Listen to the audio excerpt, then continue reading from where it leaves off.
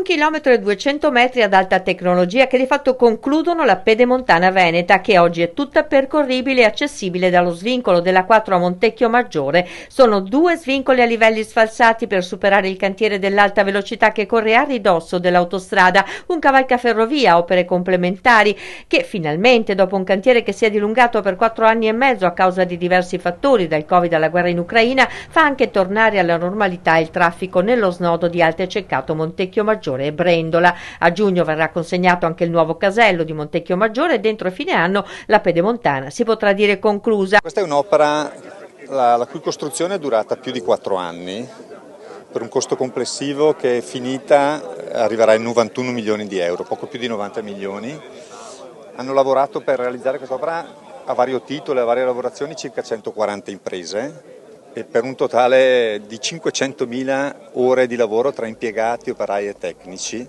L'intera Pedemontana è costata 2 miliardi e 258 milioni di euro per 94 chilometri e mezzo, più le strade complementari su 68 ulteriori chilometri. Il break-even, cioè il momento in cui i pedaggi pagheranno l'investimento, è previsto in 9 anni, ma già ora è stato riscontrato un aumento tra il 15 e il 20% del traffico dall'intersezione con la 28 da Trieste verso la A4. Il casello per fine giugno lo apriremo e successivamente, ma poche settimane dopo, anche tutto il piazzale antistante, che prevede peraltro un parcheggio importante di 300 automezzi e 15 pullman, e quindi darà un sollievo anche alla viabilità locale non di poco conto. Ecco, c'è molta discussione intorno al futuro della A4, è un provvedimento nuovo, la società Autostrade per l'Italia e la Regione Veneto che invece vuole regionalizzarla. Cosa si aspetta e come sta influendo questo in questo momento?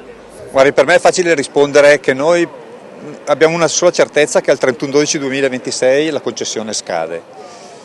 Cosa succederà dopo? Ci sono varie opzioni e peraltro adesso sta venendo avanti anche un nuovo modello di cui si parla, che è allo studio del Ministero, che potrebbe anche comportare una gara sì, ma una gara di sola gestione, magari non classica come un tempo che prevedeva pedaggi e gestione. Lo stato di salute della 4 è buono, comunque i conti sono buoni?